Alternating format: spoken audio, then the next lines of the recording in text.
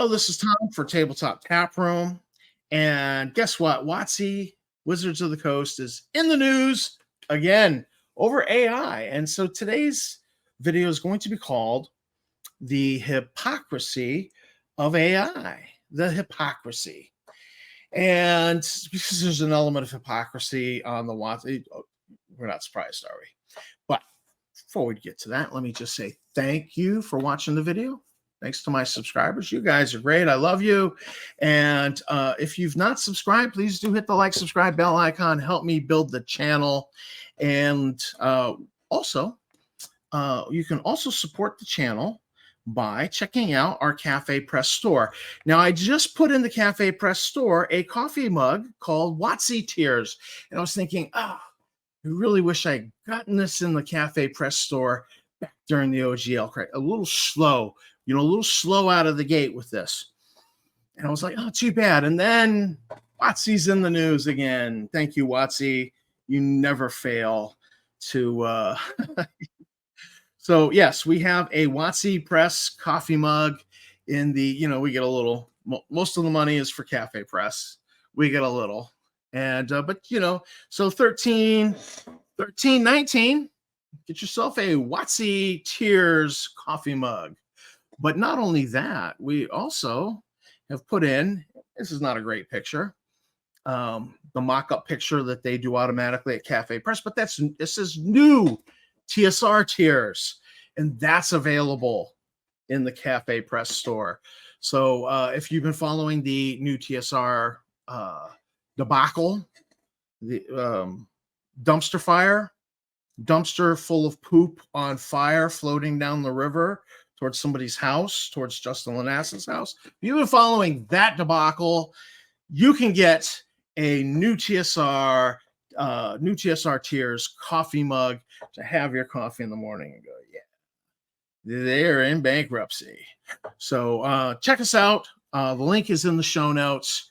New TSR Tears. WotC Tears also available. And moving right along, AI. So here's the story. Here's the skinny on WotC and AI. Well, not the complete skinny, but here's why they're back in the news. An artist was commissioned to produce artwork. The artwork was destined for the Glory of Giants 5e, thingy.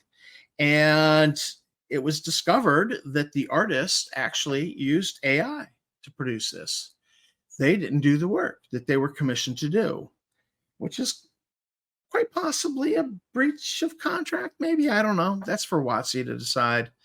WotC in the courts. But then, it was a hoopla over it, and WotC came out with a statement. No AI allowed for WotC products for Wizards of the Coast. So, a lot of artists went, yay. I have artist friends. They're probably going, yes. And it's, yeah. Now, part of the hypocrisy here with this is that, and I've not heard anybody say anything on this, and I didn't go digging. I know Tenkar covered it. Part of the hypocrisy is that WotC's actually working to replace game masters with AI. So no AI artwork, but we're going to use AI with our digital platforms to produce an immersive game experience. Somehow that seems okay, I guess. I wasn't having a problem with ChatGTP because I was trying to use ChatGTP to get the chat AI to do solo, to perform the job of a game master for me so I could solo game. And it was very challenging, and I was not really enjoying the experience. So I don't know that I really had a problem with that sort of AI up to this point, but it just, when this came out and they said, no AI art, I was like, wait a minute, aren't you the ones who are doing that other thing? It seems like it could be a little bit hypocritical.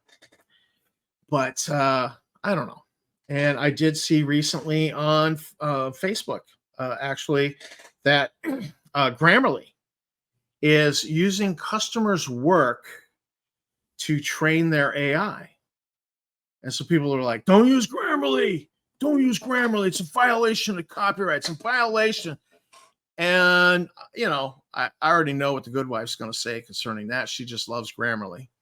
And yeah, it is. It is a violation. You wrote something, and now Grammarly's taking it and using it to train their AI to make it better.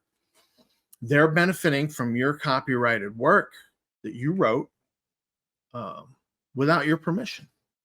It's technically a violation. So, this thing with AI, I think it's probably going to come to a head.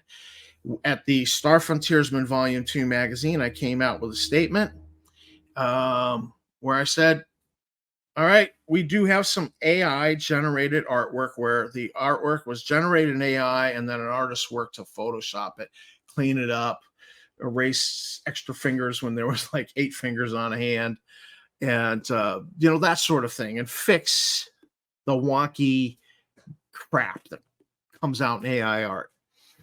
So an artist actually worked on that. So it's not strictly AI. We had some of that in the queue. And after I did my research on the copyright issues connected to AI, I said, you know what? I'm not good with this. I'm not good with the exploitation that's going on. I'm not good with the copyright issues. I'm not good with deep pockets in the corporate field exploiting one thing in the law so they can get something else in commerce. And the rights of artists are being trampled. So I came out with a policy as the editor that Frontiersman Volume 2 fan magazine was not going to use AI artwork anymore.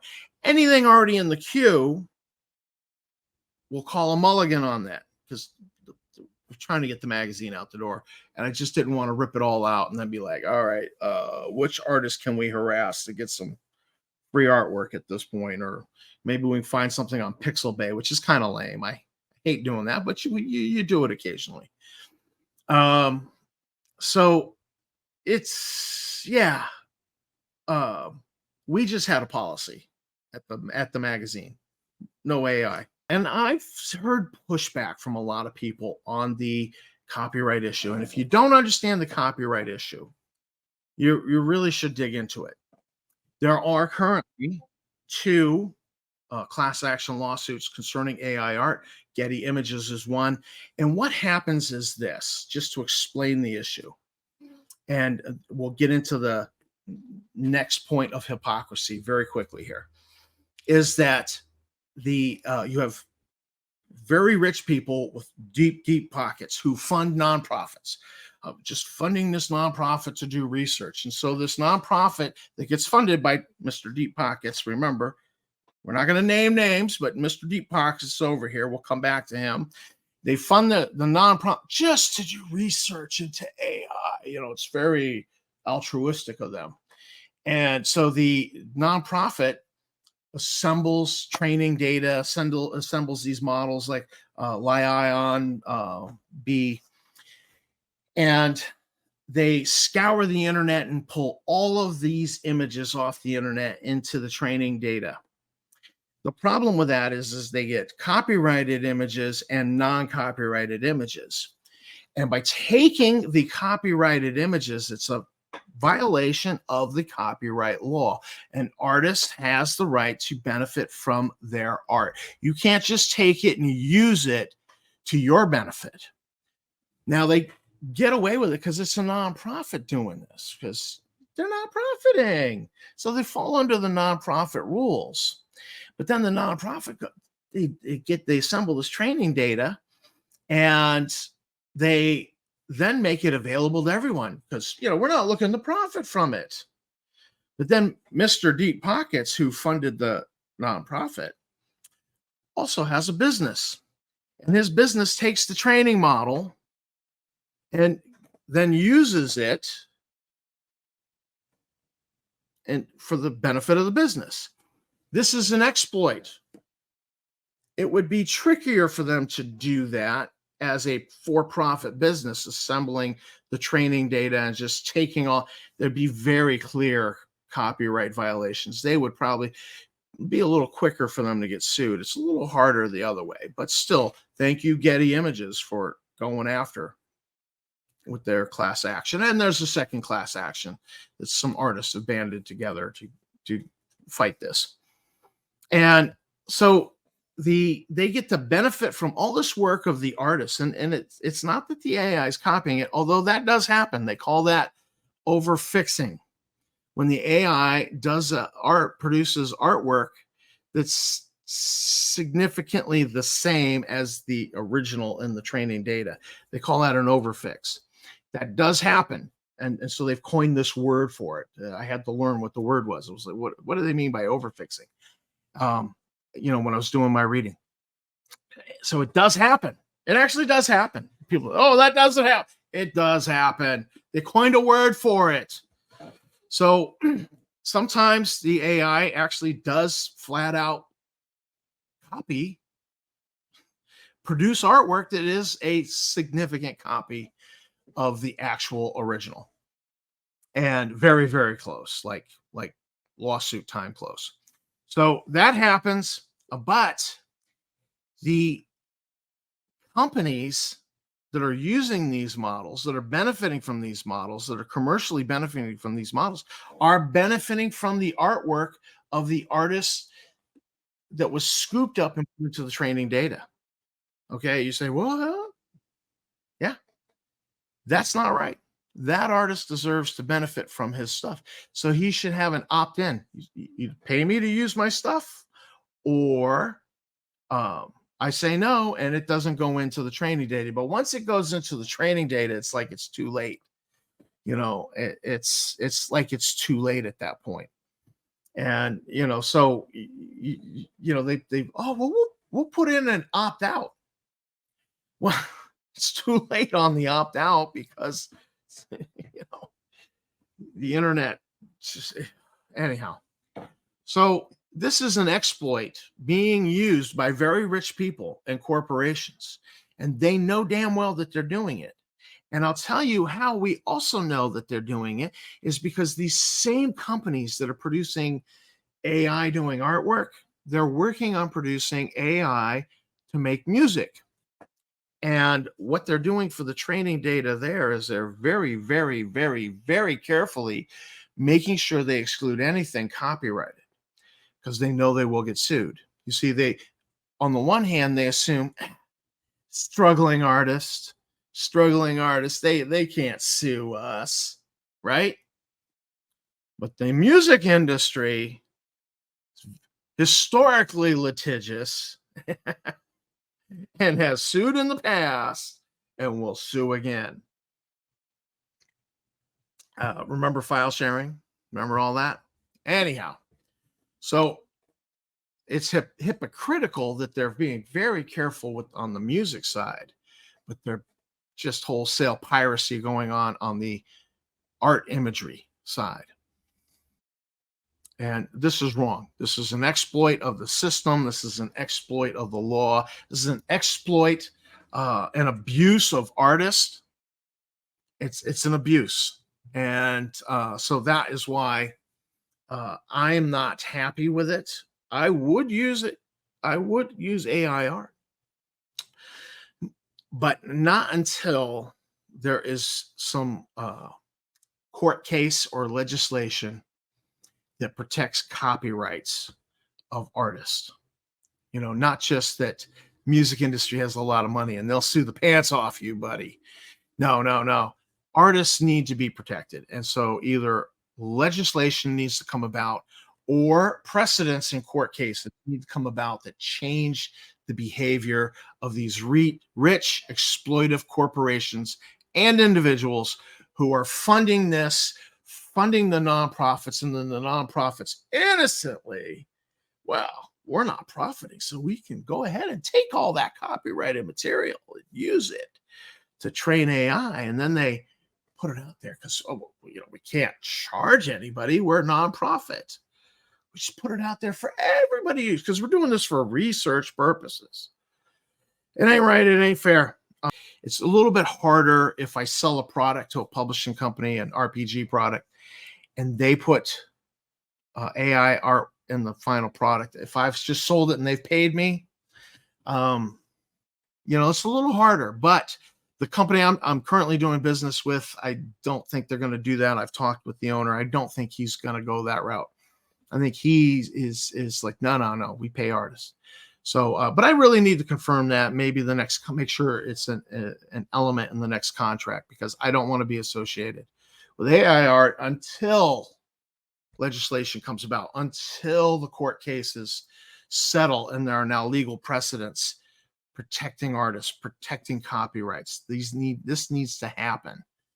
And so if you're like, the AI's not, on the doing copy, if you're not educating yourself on what the copyright issue is, you really need to. I just know where I'm going to fall out on this until there are some protections for artists that not doing it, not participating in it. Thank you, WotC, for it. Scratching my head on the fact that there is, on some areas, WotC's looking to use AI and others no. I find that interesting, but I am glad that they said no AI art, because that does help artists in general. The Star Frontiersman Volume 2, no AI art after this issue that's coming out. A couple of pieces in there that were generated, but then photoshopped by an artist. And but going forward, we're calling a mulligan on those, and going forward, we will not have it. And my hat is off to any of the small third-party publishers who already have said no AI art. And part of the problem there is that you do get people who produce art on a Wacom tablet, and they actually have the different stages of their project saved, so that if they go too far in one direction, they can back up to an earlier stage and rework the piece. They're being accused of doing AI art, and but if the guy's got the receipts to prove that he did it, so that's the other caution, is that there's a lot of people being accused of doing, oh, that's AI art. My friend Don Samora's had that, and he's like, I could show my work. I could show the stages of that image. And he's like, I'm not even worth arguing with these idiots.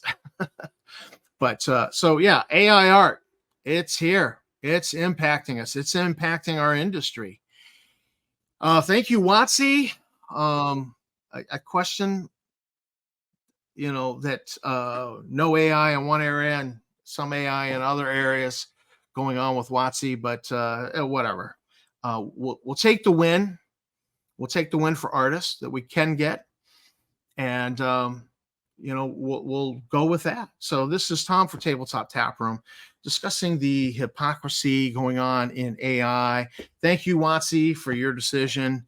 Thanks to all the artists who have donated great art to the Star Frontiersman and the Frontier Explorer fan magazines. It would have been damn near impossible to do these magazines and have them at the level of quality that we had them without artists supporting us. So special thanks to you out there in internet land who are real and donate art to us. Thank you very much. So this is Tom signing out for Tabletop Taproom. Thanks for watching the video. Don't forget to hit the like, subscribe, bell icon. And hey, support a third-party RPG publisher. Come on, you can do it. And keep on gaming.